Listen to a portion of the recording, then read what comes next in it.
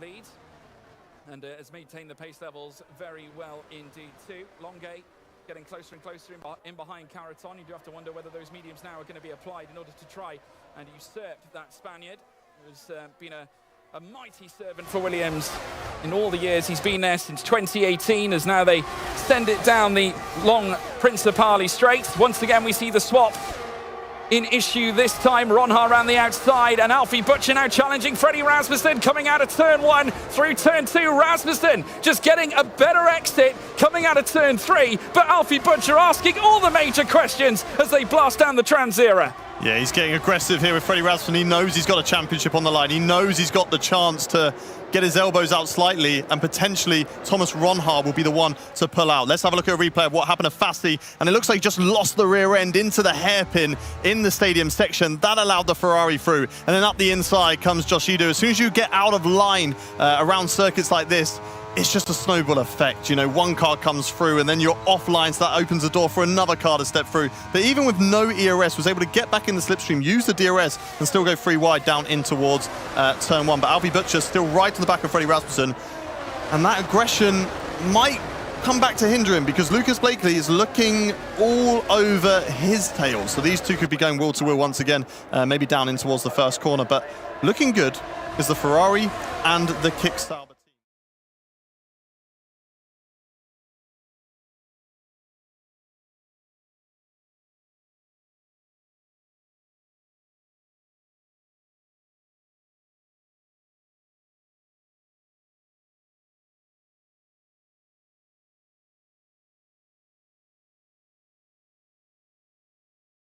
Him up now this time, obviously recovering after losing or leaving the session. So now we see the drivers make their way down Tranzera into the next left-hander. Now it's a double nightmare really for Freddie Rasmussen, because not only is Thomas Ronha in this top 4, but he's got another Haas chasing him down through this very segment of circuit. Yeah, certainly so. I'm looking at the moment, Danny Berezne cutting his way through the field. He's back within a second of the train. He has got the best tyres, I believe, throughout the field. So he's looking very strong right now, and he's on the back of that fight, you know, Josh Idu and Nicholas Longay, who pitted a little bit later than those front runners who were on the soft. So you've got to say, for a driver coming back through the field, Danny Berezne is going to have the tyres in the best situation. We're riding on board now with Lucas Blakely going into that stadium section and having his eyes all over that rear end of the Haas car at the moment. Right tucked up behind his diffuser, loses time a little bit on entry to the final corner, but will then blitz it out of the final corner.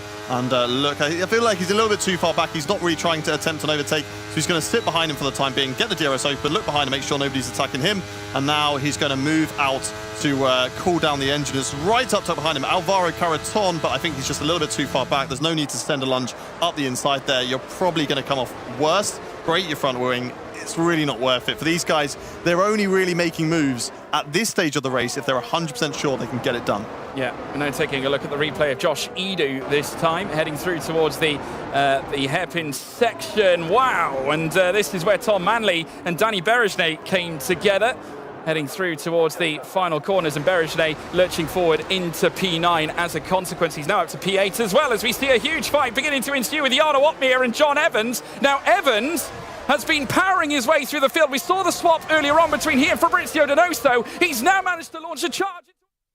Coming together through the S's. I'm pretty sure there was a little scrap of debris just flying off one of the cars. I'm not sure whether it was Norgrove. It might have been nothing, but Opmeer is on his tail, and Norgrove's light on the rear of his car, his ERS light, is blinking. Norgrove is sitting duck with one Flying Dutchman hot on his tail, and he still has 24% left to use. Yeah, but if Jarno used it down this straight, he will have nothing left after then, so he'll be in the same situation that Jed Norgrove is in currently. He was not happy with that overtake. I could hear him shouting in the background, and he was not happy with the overtake from John Evans. Just took a little bit too much on the inside, didn't leave Jarno enough room on the inside, cut him slightly, and the slight contact came of it. And they are quite considerably a large amount behind these guys at the moment. Fabrizio Donoso gets caught for speeding in the pit lane, gets a 5-second time penalty. Let's take a look at the replay. This is on board with Jarno Opmeer. And look at this train that he's got behind him. Is he trying to play that teammate game, hold up these drivers, or is this being compromised because of being disconnected from the session? Holds it round the outside on John Evans, then into the right. Does John leave enough room? There's fine. That's okay. No contact here, but it's this corner. Opmeer's on the inside. John Evans just squeezes tightly. I think Jarno just got caught out, went onto that orange sausage curb, and it just kind of bumped the car and allowed it to crab to the outside and make contact. I feel like John Evans left enough room, like just enough room, but unfortunately for Jarno Opmeer, was on that inside curve, it bumped him, and that's what cost him the time. Yeah, couldn't see any debris falling off there, so it probably was nothing, but a huge moment. Obviously not ideal for Opmeer nor Grove as a consequence to manage to move up to 11th place, as we now see Lucas Blakely trying to tag back on Alfie Butcher. Of course, remember, Butcher was the one who unseated Blakely for that fourth place earlier on. He's and yes, right up behind Danny him. Berejnay, P6, he's been ascending all the time quietly through this field in this second stint, and now, with his much fresher tyres, is on the attack, and a 5-second time penalty for Ismail Fassi for speeding in the pit lane, and he's retired from the race. Williams now one-legged, 2 DNFs, as now we see the cars come through turns 1. Yeah, Danny Berejnay really cutting through the field, cutting back to earlier. His overtake into the stadium section, unbelievable on Tom Manley. Round the outside of the hairpin, got himself the inside, then into the final 2 corners, and that move was cemented. Now he's looking in prime position to try and catch up. The yellow flag's out on track. That's just for Fassi's car that's retired in the pit lane. There'll be no issue there, as there's a bit of will-to-will action between Alvaro Carreton. Josh Edo, he's off the circuit. He's forced out wide. He's flashing as well. They're going will-to-will now as they head into the S's section. Edo has the inside line, should be able to hold the position, and he does. Alvaro is going to have to concede that one. Yeah, fabulous defensive effort there from Josh Edu, the man from the Ronda, trying to hold helm to this 8th spot in this timing tower. Alvaro Carreton trying to do everything though to stop him. You can just see the train now starting to reform in behind, which is brilliant news for Danny Berejnay, who currently sits in 6th and is not far away, as now we see more battling, this time Tom Manley and Carreton going at it, and Manley looking to follow suit as with Josh Edo trying to muscle his way through. He's up into P9, but still we have the battles being carried out further down the order. John Evans and Jed Norgrove, another AlphaTauri fight. Look at this gaggle of cars that's forming behind Alvaro Carreton now. Williams' strategy, they're going to be looking back at this one and feeling, where did it slip away, because the mediums are hard to stop. No! Contact Danny Berejnay into the back of, I believe that was Lucas Blakely. It is Lucas Blakely falling down the order, and now he is down in 15th position. That is surely race done. Danny Berejnay will not be happy about that. When we spoke to him last night, he was talking about, you know, a previous season where he made slight contact with Freddie Rasmussen, which, you know, counting back after the end of the season, kind of cost him the championship. He never wants to race like that. He'll be very disappointed with it. It'll be interesting to note, did he get front wing damage? I didn't see anything come off the car, but the face cam is covering that side of the front wing, so I'm not too sure. Well, we didn't see any debris fall off, so that might be something, but we'll have to wait and see. We're riding on board with Berejnay, heading through the S's this time, and Longuet, obviously a thorn in the side for now, but Berejnay knows that he is on better tyres, and he's trying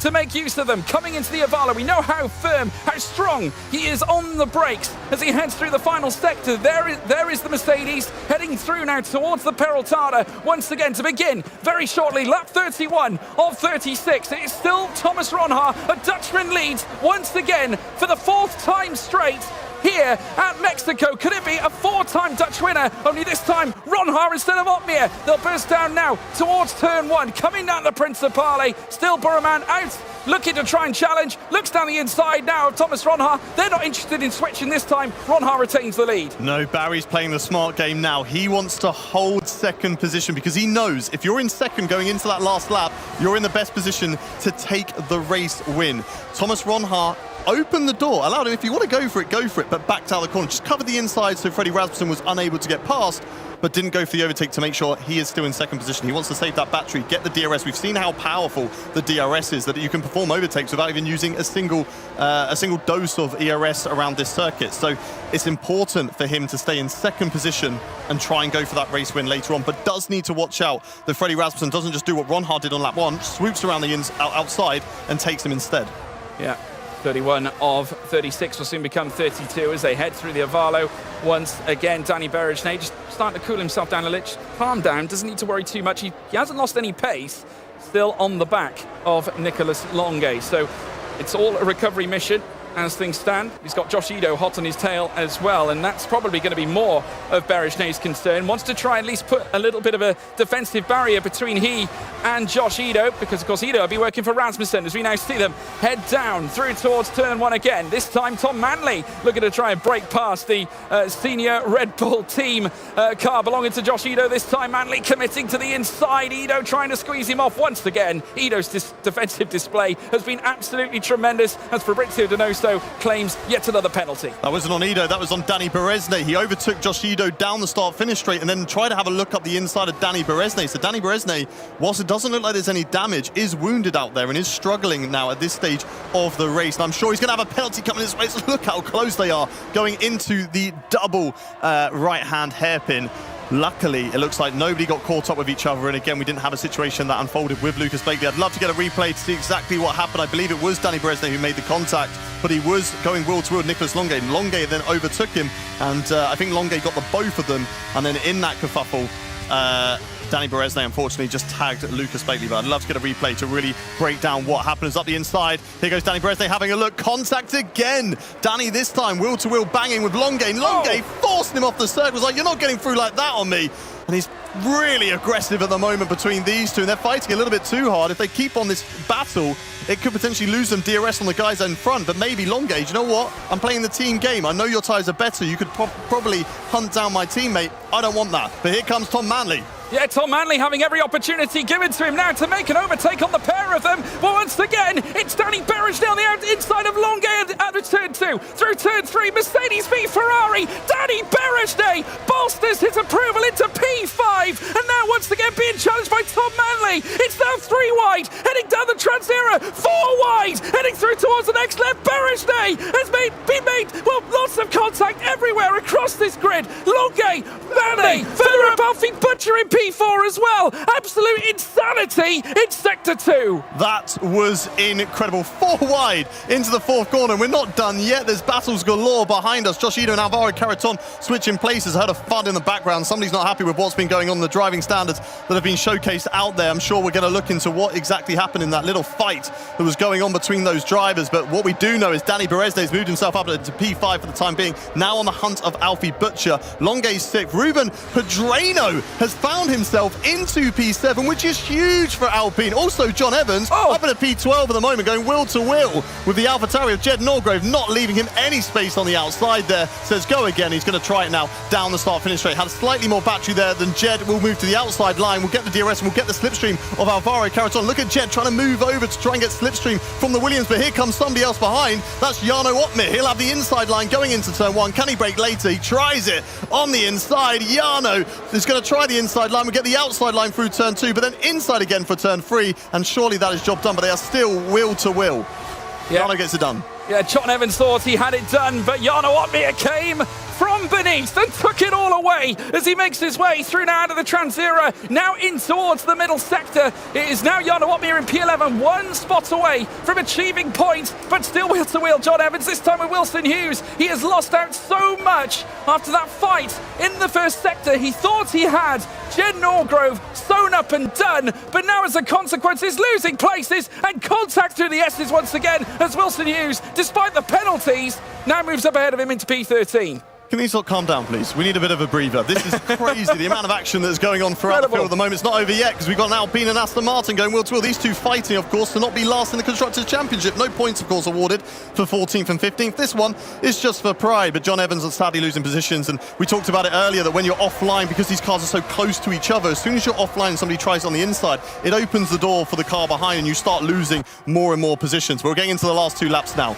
We've got Barry Burman in 2nd place. He won't go for the overtake just yet, but Freddie Rasmussen will be the one looking to try and move himself into 2nd position. Look how many cars there are! There's so many at the moment, so many battles going on. And don't forget that Alpine, P6, what a result this could be for them. Yeah, 2 wides become 3 wides, 3 wides become 4. It's insanity here at Mexico City. And here, Josh Ido under attack. Once again, he's got Manley on his inside as well as they head through now in towards the next left, and Manley will stay ahead of Josh Ido. Jarno Opmeer now being brought into this mix as well. Bear in mind, this is a fight for points we're currently witnessing out on track, so quite integral if you consider the championship standing. Yeah, and this would be huge for Jarno Opmeer. Of course, getting that disconnect, going into AI mode, the AI would be slower than these guys out on track as well. So, you know, to lose those positions, lose that time, and then get yourself back into a fight for points, this would be a great result for Jarno, but also a what could have been. Could he been up there with Dani Berezne? Could he been even further fighting for the race win? But this is where we're going to be watching Barry Burman now. He's waited till the last lap. This is the time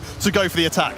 Yeah, coming down the inside now, Jarno Opmeer heading through the stadium section. Peraltada lies in wait for the Flying Dutchman with a twitch of the moustache. He looks around the outside, nearly loses the rear end. Coming with Josh Ido now down the long Principale. But in principle, he's got a fight on his hands with Jed Norgrove in behind as well. Once again, it is nearly triple wide, nearly 4 wide as well. They're coming together in towards turn 1, still at this stage. Wilson Hughes, Ido, Norgrove, Opmeer, Manley, they're all in the mix of all this. We've got a Red Bull now going side by side with the Alpha Tauri still, as Jed Norgrove looks to once again put a thorn in the side of Josh Ido. Barry's going for the lead.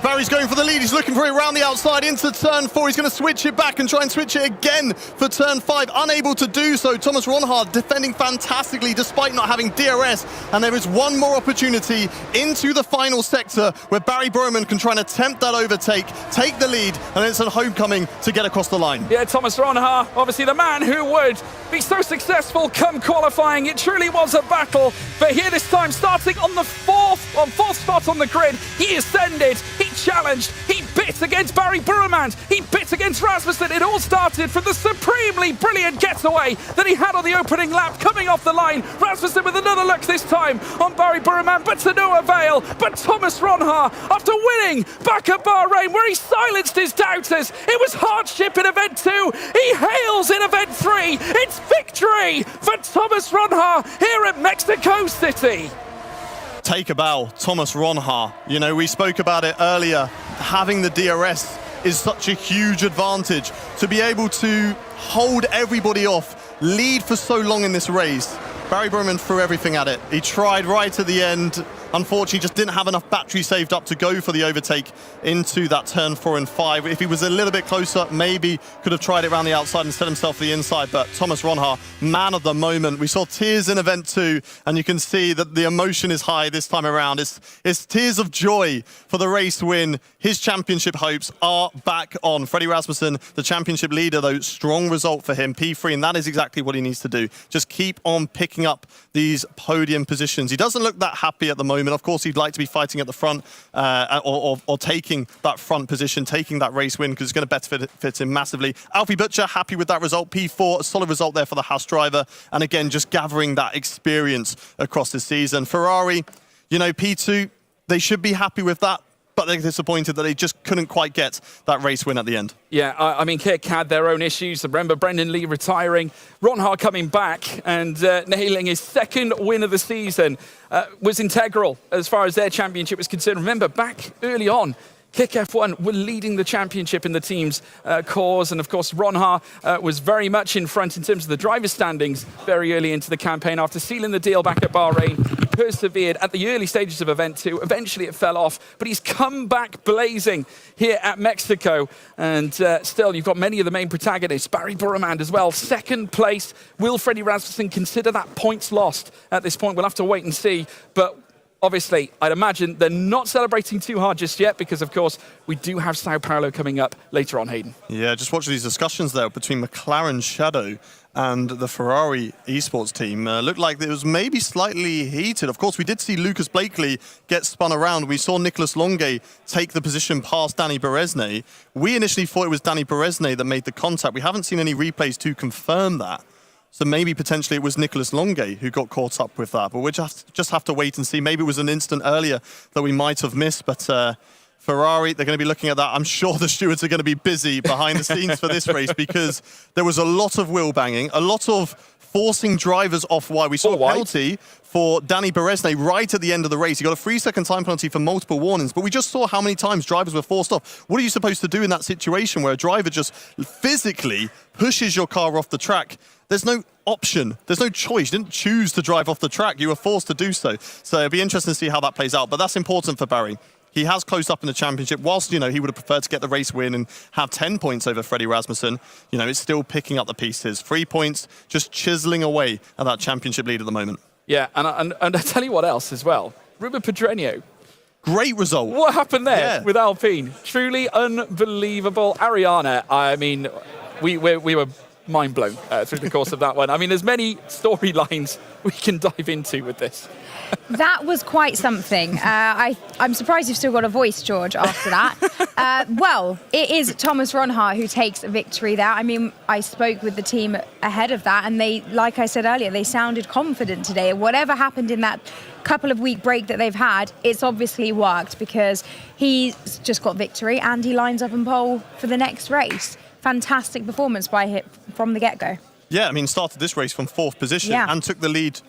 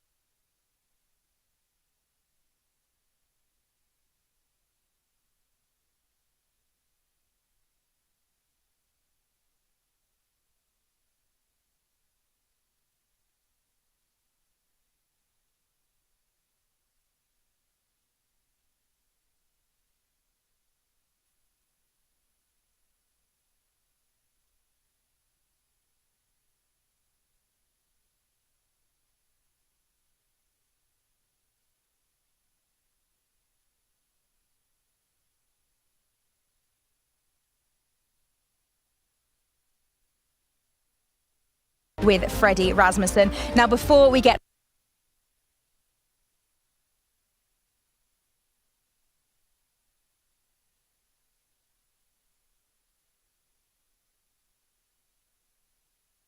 ...120, really closing that gap over the last couple of days. 3 ahead of Jarno Opmeer.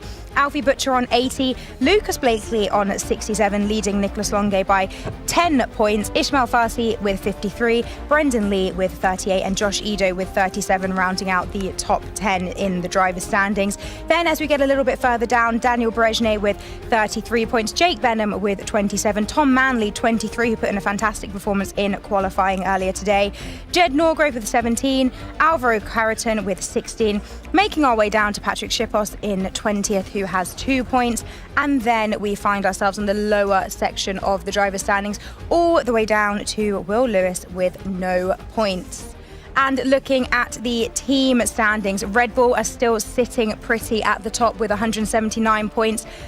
With their lead over Kick F1, who are on 158 points, only 7 points separating Ferrari and Kick F1. And Mercedes and Ferrari are now tied on 151 points after Nicholas and Barry were able to grab those points for pole positions earlier today. McLaren with 79 points, William with 69, AlphaTauri on 50, and Alpine down at the bottom with 4 points. That's how things are currently looking, but of course this is now where the big points come. We are getting ready to race, but before we do that, we're going to have a little chat with some people from various teams, starting with Istvan Pukki, who is the 3rd driver at Ferrari. How are you doing? Yeah, fine. Nice to meet you, and nice to be in the broadcast. And yeah, I'm fine.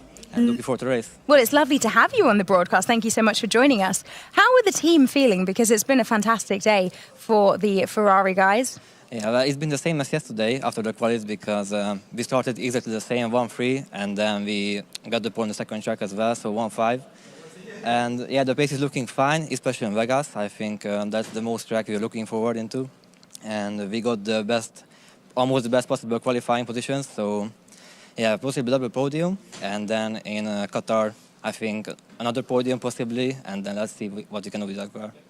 Now, of course, this is the first time that we have visited both of these circuits in F1 sim racing. What have the first impressions been from the drivers now that qualifying is done? We all love Vegas, I think. Yeah? Yeah, that's an exciting track. Exciting to drive on qualifying as well. And I think we're going to see a lot of chaos on the race, because very long straight DRS and high top speeds, and easy to overtake even from like 3-4 cars behind. So yeah, Vegas, possibly the best race in the calendar. And in Qatar, I think so, yeah. So in Qatar, that's a little bit less exciting because of hard to overtake, and a lot of dirty air in the last section. So yeah, we will see.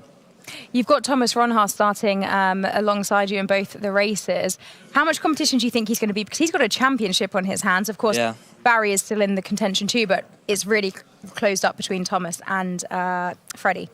Yeah, I hope so. He's going to put more pressure on Freddie for us. So I think he's going to go for the safe P2s. Yeah. I think, and he wouldn't mind if Barry finishes P1 or Nico finishes P1 ahead of him. As long as he's ahead of Freddie, I think we should be good. So I'm not expecting too much pressure on him if it's a risky overtake or something like that. So I think we should be better on this side as well. And we expect more pressure from Red Bull. Nice position to be in there, very nice position. Well, we're wishing you well for both of your drivers and in both of the races. Thank you so much for joining us. Claire, who have you found? Come down to Red Bull and got Joe from the team manager. Welcome, lovely to see you again. It's been a bit of a funny day for you guys. Some of the things out of Freddie's, I'm going to make up names now, out of Freddie's control. But we're back in, we're ready for race. How are you feeling? No, we're feeling good. I think the week has shown, and the previous event has shown, that anything can happen during these races. I think Las Vegas is going to be particularly interesting, to say the least. So yeah, no, we're feeling confident. What about Freddie after obviously qualifying out of his control completely, the issues that happened there and qualifying so low, obviously for Qatar? How have you made him kind of get ready now for Las Vegas? I think strategy is so important. I think we've got an incredible team behind with Andre and Liam who have worked really hard across all different scenarios. So yeah, let's see what we can come up with. Is it a track that your drivers enjoy Las Vegas? We keep saying is going to be a bit chaotic out there. Is it a kind of case of you going, look, I'm team boss, you've got to keep your nose clean, we've got to get round here, we've got to try and get the points, especially for Freddie, fighting for a championship? Well, we're fighting for both championships, and I think that it's important that we keep getting points sticking over the board. But no, I think that they know what they need to do, and I think anything I tell them is just reinforcing what they already know. So no, we're very calm. We're very calm. We know what we've got to do, and I have every faith in them to deliver. How concerning has the strength of Ferrari been, as well as Thomas Ronhaar? Has that been something that's really kind of made you guys wake up a little bit? I mean, everyone's really strong, and having competition is great. It encourages us to be better. So, I mean, we'd rather be leading by a lot more, obviously, but it's just pushing us to be even better than we are. What do you think this race is going to be like for Vegas? Is it going to be the glitz and the glamour that we're kind of hoping for, this chaotic racing, or is it going to be, a bit more, they're professionals? I think it's got every potential to be a bit spicy, but we'll see. We'll see. Two completely different tracks as well. Then we go to Qatar, a very different track. Is it somewhere that you think is going to suit your drivers? Obviously, Freddie's going to be fighting from the back. I mean, Josh has done exceptionally well there to start in P4. So I think, like I say, with the strategy that we've got and scenarios we've prepared for, every potential for us to move away up with Freddie as well. So we'll see. And do you think it's going to go down to the wire for the race tomorrow in Abu Dhabi? I really hope not. I really hope not. Yeah, I'd rather we go home today and can have a party. But no, I think most likely it probably will. But we're prepared for it. We take it I know it's a cliche. We do take it one race at a time. It's not about thinking about the end result. It's about thinking what we do right here, right now. So every faith in all of them. Okay, well, good luck. Well, let's see what happened exactly in qualifying for the Las Vegas Grand Prix. Hi there. Just like to take a very brief moment in time to tell you about our new audio podcast platform called, would you believe, Short Corners. It comprises most of the content we put out on YouTube, but in addition, there will be unique audio content. It's all downloadable and it's available on all of your favorite podcast platforms, including Spotify, Apple Podcasts, Google Music, and of course, YouTube Music. Lots of varied content on the podcast as well. We'll have chats with invited guests. And those who know the channel well will also be familiar with the thoughts that I put together after each day of running at every Formula One Grand Prix. And on the podcast platform, I put all of those 3 productions together. Very excited about it because you can listen to it while you're on the move. We will be producing plenty of new content as 2025 unfolds. So the Peter Windsor podcast, Short Corners, follow the link here, available on your favorite platforms. As I say, Spotify, YouTube Music, Google Music, and Apple Podcasts.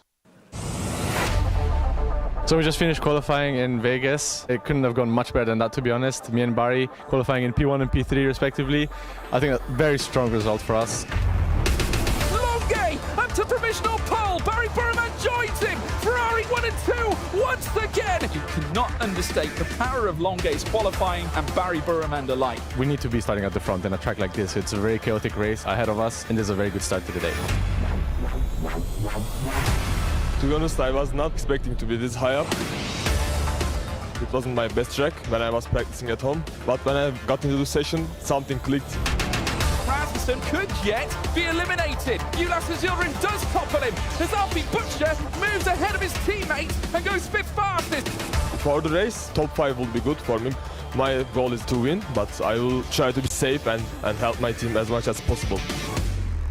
What I can expect from the race is a lot of action and probably the most tiring race in F1 esports history, and also probably the most fun for you guys to watch, so stay tuned. Lovely recap there of qualifying early today. I'm joined now by Andre Bognan, the team boss for Kick F1. How are you doing after those qualifying sessions? Good. I think we did very well in Vegas with starting position P2 and P7. I think in Qatar we maybe missed a cut in Q1 with Brendan, but we have very good hopes for the race. Thomas is starting P2 in both races, so good expectations. Thomas seems to be on fine form throughout this event. What were you guys doing in that break in between Event 2 and Event 3 for him to come back so strong, so confident? The team just seems so under control. Yeah, I think we really focused on understanding what happened in Event 2, why the first day was so good, and then the following wasn't. We tried to reset a little bit and to focus on Event 3 with just focusing on what we knew how to do and what we were good at. And I think that's worked really well with Thomas really being confident in his abilities, the team also having a good structure around him to really support him. Well, it seems to be working brilliantly because a double win yesterday and P2 in both the races for today when he lines up. Looking at the races, we just spoke with Ferrari and of course we asked, how are you feeling about having Thomas right there? How much of these races is he going to play a bit safer because of the fact that the championship is at stake? Is this a case of securing a solid podium or are you still going all out? I think knowing Thomas, he's going to go for the win. He's someone who's really ambitious, he's really driven. I don't think there's going to be a lot of calculations around the races. We're really going to try to get the most points possible whenever we can. Obviously not making inconsiderate moves, far from it, but we're going to go for all we can. Yeah. Clean, hard racing, that's what we love to see. How are you feeling about heading out to Las Vegas? Everyone just keeps saying chaos, chaos, chaos. Yeah, it's we don't really know exactly what to expect. The key is going to be stay out of trouble. And then, we saw it this morning, we have a really good pace. So as long as we stay out of trouble and that we keep driving how we know how to drive, then we should be all set. And a word on Brendan as well. You mentioned the strong performance in the Las Vegas qualifying. How are you feeling about him? Yeah, Brendan in Vegas showed this morning that he was also really fast. Hopefully we're able to count on the two together during the race so that we can essentially work together on it. Well, we look forward to seeing how you fare. Good luck for the race. Right, that is enough of the talking. It's time to get racing. George and Hayden, take it away. Your aura is limitless, blocking distractions brilliantly. Introducing the Lenovo Aura Edition AI PC.